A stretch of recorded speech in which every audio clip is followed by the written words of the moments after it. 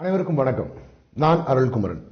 குறிப்பாக அதிமுகவில் இருக்கிற என்னுடைய சகோதர சகோதரிகளுக்கு நிறைய பேருக்கு அதிமுக செய்த சாதனைகள், அதிமுக இதற்கு முன்பாக என்னென்னலாம் செய்திருக்கிறது, எதையெல்லாம் அதிமுக மக்களிடத்தில் கொண்டு சேர்த்திருக்கிறது, மக்களுக்கான திட்டங்களை செயல்படுத்தி இருக்கிறது, அந்த திட்டங்களின் மூலம் அந்த மக்களுடைய வாழ்வாதாரம் எந்த அளவு உயர்ந்திருக்கிறது, அது எவ்வளவு இங்க இருக்கிற தமிழக மக்களுக்கு எந்த அளவு அது பயன்பெற்றிருக்கிறது அப்படிங்கறதெல்லாம் தெரியாம, அதை பத்தி முழுவதும் தெரிந்து கொள்ளாமல் புரிந்து கொள்ளாமல் போகிற போக்கில் சில விடயங்களை சொல்லுகிறார்கள். என்னவென்றால், இனி அதிமுக மீண்டும் ஆட்சியை பிடிக்க வேண்டும் என்றால் சமூக ஊடகத்தை சரி செய்ய வேண்டும், சமூக ஊடகத்தை சரி செய்ய வேண்டும் என்று பரவலாக ஒரு கருத்து இருக்கிறது.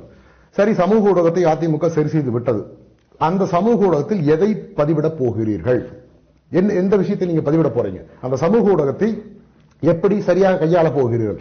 அந்த சமூக ஊடகத்தின் மூலமாக நீங்கள் பொதுமக்களுக்கும், இன்றைக்கு இருக்கிற இளைய தலைமுறை அல்லது ஏற்கனவே இருக்கிற தலைமுறைகளுக்கு என்ன செய்தியை கொண்டு சேர்க்க போகிறீர்கள்? வெறும் சமூக ஊடகம் மட்டும் இருந்த போதுமா? என்ன செய்தி கொண்டு சேர்த்துறீங்க? அதிமுகவில் செய்த சாதனைகள் அதுல பழசு பழசு பழசு. என்ன பழசு? மக்களுக்கு என்ன செய்திருக்கிறது என்று நீங்கள் இந்த சமூக ஊடகத்தை சரி செய்த பிறகு எதை கொண்டு சேர்க்க போகிறீர்கள்? ஏற்கனவே அதிமுக 32 ஆண்டு காலம் ஆண்ட அதிமுக செய்த சாதனையைத்தான் நீங்கள் கொண்டு சேர்க்க வேண்டும், கொண்டு சேர்க்க முடியும், அதைத்தான் செய்தாக வேண்டும். அதற்காகத்தான் மன்றாடி கேட்டுக்கொள்கிறேன், அதிமுகவில் இருக்கிற உறவுகள் தயவு கூர்ந்து, அதிமுக ஏற்கனவே இந்த மக்களுடைய வாழ்வில் எவ்வளவு முன்னேற்றத்தை ஏற்படுத்தி இருக்கிறது என்று பல திட்டங்கள் வாயிலாக அதை செய்திருக்கிறது. அதை நீங்கள் கொண்டு சேருங்கள். அதற்காக ஒரு முன்னெடுப்பு தான் இன்றைக்கு எடுக்கப்பட்டிருக்கிறது. இன்றிலிருந்து நீ தொடர்ந்து வருகிற காணொலிகள் பெரும்பாலும் அதிமுக செய்த சாதனைகளுக்கான காணொலிகளாகவே நான் பதிவிட போகிறேன். அப்படி அதிமுக செய்த மிக பெரும் சாதனையாக கருதப்படுகிற ஒரு சாதனை இன்று வரை மறைக்கப்பட்டு அதற்கு ஸ்டிக்கர் ஒட்டப்பட்டு அது திமுக தான் செய்தது என்று மக்களிடத்தில் பரப்பப்பட்டு வந்த ஒரு மிக முக்கியமான ஒரு சாதனை. என்ன ஐயா அந்த சாதனை? 1977 புரட்சித் தலைவர் அவர்கள் அதிமுகவை வெற்றி பெற செய்கிறார், ஆட்சி அமைக்கிறார். அதன் பின்பு 80-81 காலகட்டங்களில் விவசாயிகளுக்கான இலவச மின்சாரம், அதாவது விவசாயிகள் அன்னைக்கு மின்கட்டணம் இருக்கிறது, அதாவது ஒரு யூனிட் மின்சாரத்திற்கு 11 பைசா என்று மின்கட்டணம் இருக்கிறது. அந்த மின்கட்டணத்தை அவர்கள் செலுத்தியாக வேண்டும். மின்கட்டணத்தை செலுத்தித்தான் அவர்கள் பயிரிட வேண்டும் என்ற நிலை இருந்த நிலையை இந்தியாவிலேயே, ஒன்றை நல்லா புரிந்து கொள்ளுங்கள், இந்தியாவிலேயே இப்படி ஒரு திட்டத்தை எந்த முதலமைச்சரும், அதற்கு முன்பு இருந்த எந்த பிரதம மந்திரியும், எந்த மத்திய அமைச்சரும், மாநில அமைச்சர்களும் செய்யாத ஒரு திட்டம், அவர்களது மூளையில் உதிக்காத ஒரு திட்டத்தை இந்த மக்களோட நலன் கருதி, விவசாயிகளுடைய நலன் கருதி, இதில் மறைமுகமாக இருக்கிற ஒரு பொருளாதார நிலையை முதலில் அதை சிந்தித்து செயல்படுத்தி காட்டியவர் புரட்சி தலைவர் எம்ஜிஆர் அவர்கள். அதை முதல்ல உள்வாங்கிங்க. முதல் இலவச மின்சாரம் அவரால் தான் அறிமுகப்படுத்தப்பட்டது. முதலில் அவர் 1982 இலவச மின்சாரத்தை அறிமுகம் செய்கிறார். அப்பொழுது 1 HP வைத்திருக்கிற சிறு குறு விவசாயிகளுக்கு 1 HP இலவச மின்சாரம் என்று அறிவிக்கப்படுகிறது. அதன் பிறகு 82 5 HP வைத்திருக்கிற விவசாயிகளுக்கு வருடம் 1 HPக்கு, அதுக்கு முன்பு வரை ஒரு 11 பைசா இருந்தது, ஒரு யூனிட்டுக்கு 11 பைசா என்ற அந்த நிலையை மாற்றி மொத்தமாக ஒரு வருடத்திற்கு 1750 ரூபாய் 1 HPக்கு என்ற நிலையை ஏற்படுத்தினால் 8750 ரூபாய் 5 HPக்கு ஒரு வருடம் என்று இருந்தது. 84 அந்த 8700, அதாவது 1 HPக்கு இருந்த அதை அரசே மானியமாக கொடுத்தது. அதாவது சிறு குறு விவசாயிகளுக்கு முழுவதுமாக இலவச மின்சாரம். இதை 84 செய்து காட்டியவர் புரட்சி தலைவர் அவர்கள். மிகப்பெரிய சாதனை செய்து காட்டினார். இலவச மின்சாரம் விவசாயிகளுக்கு, உழவர்களுக்கு கொடுத்து விட்டால் என்ன முன்னேற்றத்தை அடைந்துவிடும் என்று நினைக்கிற, குறிப்பாக இன்றைக்கு சமூக ஊடகங்களில் பார்க்க முடிகிறது. எதை எடுத்தாலும் விவசாயிகள் இலவசம், எது எடுத்தாலும் விவசாயிகள் இலவசம், விவசாய இலவசம் சொல்றீங்களே, விவசாயிகள் என்ன ஏழை பாலைகளாகவா இருக்கிறார்கள் என்று பல பேர் கேள்வி கேட்பதை என்னுடைய கமெண்ட், நான் போடுகிற பதிவிலேயே கமெண்டாக பதிவிடுகிற நபர்களையும் நான் பார்த்திருக்கிறேன்.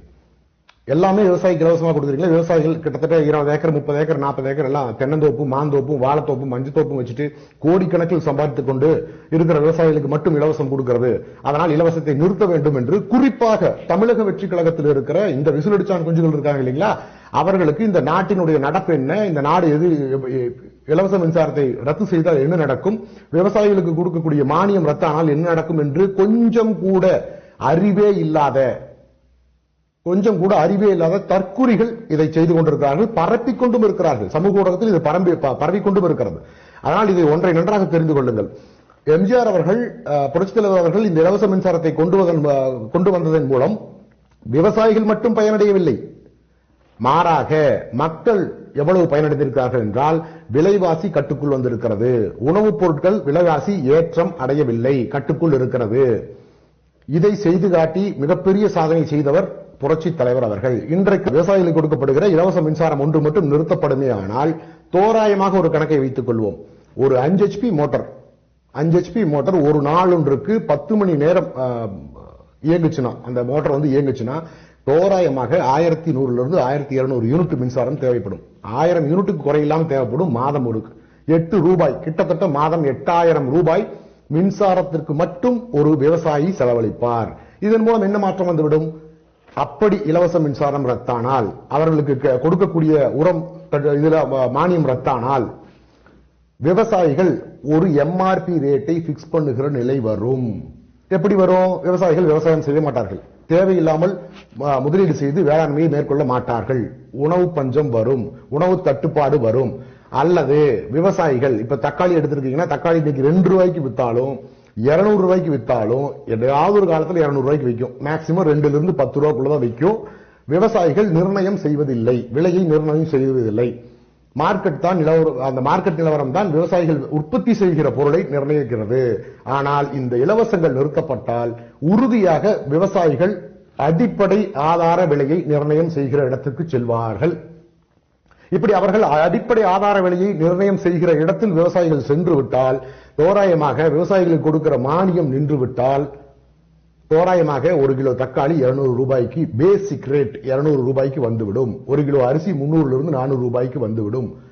அடிப்படையில் இருக்கிற சாதாரண அடித்தட்டு மக்கள் எப்படி வாங்கி இதை உண்பீர்கள்? குறிப்பாக தமிழக வெற்றி கழகத்திற்கு வாக்களித்துவிட்டு இன்றைக்கு விவசாயிகளை ஏளனம் செய்கிற அந்த விசிலடிச்சான் தற்குறிகள் இருக்காங்க இல்லையா, அவர்களுக்காகவே நான் இதை முன்வைக்கிறேன். இதற்கு வேறு என்ன திட்டம் இருக்கிறது உங்களிடத்தில்? விவசாயிகள் எங்களுக்கு மானியம் வேண்டி தேவையில்லை, எங்களுக்கு மானியம் வேண்டி கொடுக்க வேண்டும் என்று நாங்கள் கெஞ்சி கூத்தாடவில்லை. விவசாயிகள் நாங்கள் பிழைத்துக் கொள்வோம். நான் என் பகுதியில் தோட்ட வேளாண்மை செய்கிறேன், இன்னொரு விவசாயி நெல் விவசாயம் செய்வார், ஒருவர் கேழ்வரகு பயிரிடுவார், ஒருவர் கம்பு பயிரிடுவார், ஒரு ஆமணக்கு பயிரிடுவார், ஒரு வாழை பயிரிடுவார், ஒருவர் மஞ்சள் பயிரிடுவார். நாங்கள் பண்டமாற்று முறையை எடுத்துக்கொள்வோம். என்னிடத்தில் விளைகிற காய்கறியை கொடுத்து விட்டு நான் அரிசியை வாங்கிவிட்டு போகிறேன், அவரிடத்தில் விளைகிற வாழையை கொடுத்து விட்டு என்னிடம் காய்கறியை வாங்கிவிட்டு போகட்டும். நாங்கள் அதை செய்தோம் என்றால் சோத்துக்கு என்ன செய்வீங்க? சோத்துக்கு என்ன செய்வீங்க? இறக்குமதி செஞ்சிடலாம், ஒன்னும் பிரச்சனை இல்லை, உடனே வரணும், இம்போர்ட் பண்ணிடுவோம். ஒண்ணு தெரிஞ்சுக்குங்க, சாதாரணமா இருக்கிற இதுல இன்றைக்கு இந்தியாவில் விற்கிற மகிழுந்துகள், கார்கள் இருக்கு இல்லைங்களா, அந்த மகிழுந்துகளுடைய விலை வெளிநாடுகளில் போய் விசாரிச்சு பாருங்க. இங்க ஒரு ஃபார்ச்சுனர் கார் 60 லட்சம் ரூபாய் வருது, வெளிநாடுல அது 15 லட்சம் ரூபாய் 20 லட்சம் ரூபாய் கிடைக்கும். இங்க ஒரு ரேஞ்ச் ரோவர் கார் 3 கோடி ரூபாய் இருக்கிறது, அது வெளிநாடுகளில் 60 லட்சத்துக்கு கிடைக்கும். ஏன் அத்தனையும் டாக்ஸ்?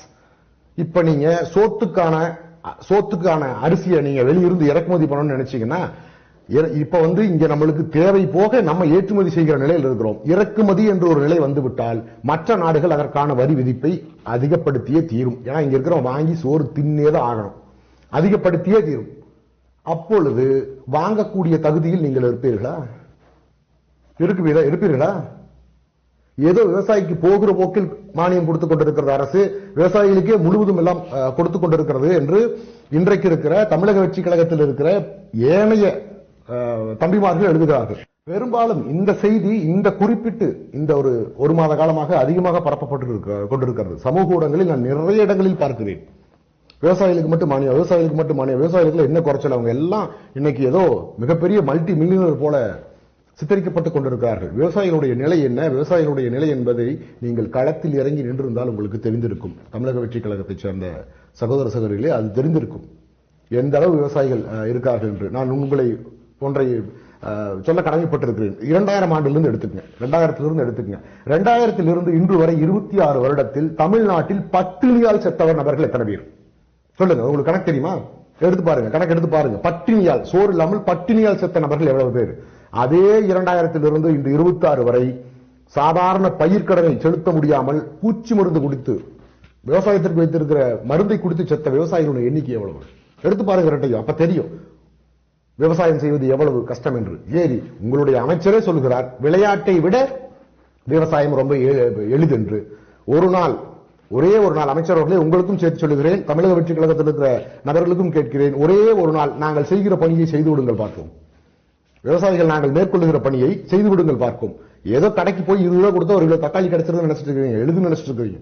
வாங்க வந்து பாருங்க. ஒரு உழவன் படுகிற பாடு என்பது, மற்றவர்கள் எல்லாம் வேர்வை சிந்தி உழைக்கிறார்கள், நாங்கள் ரத்தத்தை சிந்தி உழைக்கிறோம். அதனால தெரிஞ்சுக்கங்க, ஒரு விவசாயி இறங்கி வயலில் வேலை செய்யும் பொழுது உள்ளிருக்கிற ரத்தம் வெப்பத்தின் காரணமாக ஆவியாகி வெளிவருவதுதான் வியர்வை. எங்களுடைய ரத்தத்தை தான் தின்று கொண்டு நீங்கள் உயிர் வாழ்ந்து கொண்டிருக்கிறீர்கள். அதனால் இதை தயவு செய்து எல்லாரும் புரிஞ்சுக்குங்க. நான் இப்பொழுதும் சொல்லுகிறேன், ஏன் உங்களுக்கு உழவர்களை பார்த்தால் இவ்வளவு ஏளனம்? பிச்சை போடுறீங்க இல்லைங்களா? 2000 கோடி தூக்கி பயிர்க்கடன் முழுவதுமாக நாங்கள் கொடுக்கிறோம் என்று என்பதற்காக பிச்சை போடுகிறீர்கள். சரி, நான் சாதனைகளை பற்றி பேசுகிற இடத்தில் உங்களை பற்றி பேச விருப்பப்படவில்லை. அதிமுகவில் இருக்கிற உறவுகள் ஒன்றை தெரிந்து கொள்ளுங்கள். இந்த செய்தியை, நாம் செய்திருக்கிற சாதனையை நீங்கள் மக்களிடத்தில் கொண்டு சேர்க்காமல் அதிமுகவை மூளை முடுக்குகளில் கொண்டு சேர்க்க முடியாது. ஒவ்வொரு உழவருக்கும் இது தெரிந்திருக்க வேண்டும். பெரும்பான்மையாக இன்றைக்கு இருக்கிற உழவர்களுக்கு இந்த இலவச மின்சாரம் யாரால் கொடுக்கப்பட்டது என்று கேட்டு பாருங்கள். உடனடியாக கருணாநிதி கொடுத்தார் என்பார். கருணாநிதி எப்பேற்பட்ட ஆள் என்றால், எம்ஜிஆர் அவர்கள் கொண்டு வந்த திட்டத்தில் ஸ்டிக்கர் ஒட்டுகிற வேலை இன்றல்ல அன்றிருந்தே திமுக அந்த வேலைத்தான் செய்து வந்தது. 1970, 71, 72 இந்த 3 வருட காலத்தில் கிட்டத்தட்ட தமிழக விவசாயிகள் 47 பேர் சுட்டுக் கொல்லப்பட்டார்கள். எதற்காக? இந்த மின்சார கட்டணம் 1 பைசா, 11 பைசாவில் இருந்த மின்சார கட்டணம் 12 பைசாவாக ஏற்றியதற்காக 47 உயிர்கள் போயிருக்கிறது. அமெரிக்காவில் இருக்கிற பத்திரிகை எழுதுகிறது, தமிழர்கள் அங்கே தாங்கள் வைத்திருக்கிற மாட்டு வண்டியை டாங்கிகளாக பயன்படுத்தினார்கள் என்று அமெரிக்க பத்திரிகை எழுதுகிறது. அந்த அளவு மிகப்பெரிய போராட்டம், கட்டவண்டி போராட்டம் என்பது கேள்விப்பட்டிருப்பீர்கள். தெரியவில்லை என்றால் போய் கூகுளிலாவது சர்ச் செய்து படித்துக் கொள்ளுங்கள். அப்படி ஒரு போராட்டம் நடந்த மண் இந்த மண். அதற்கு காரணமாக அமைந்தது கருணாநிதி. அதையெல்லாம் சரி செய்வதற்காக மிக அற்புதமான திட்டத்தை கொண்டு வந்தவர் புரட்சித் தலைவர் அவர்கள். இலவச மின்சாரம் என்பது அதிமுக அரசால் கொண்டு வரப்பட்டது. அதிமுகவை தோற்றுவித்த நமது புரட்சி தலைவர் அவர்களால் கொண்டு வரப்பட்டது. இது ஒவ்வொரு விவசாயிக்கும் சென்று சேர வேண்டும். அது உங்கள் கைகளில் இருக்கிறது.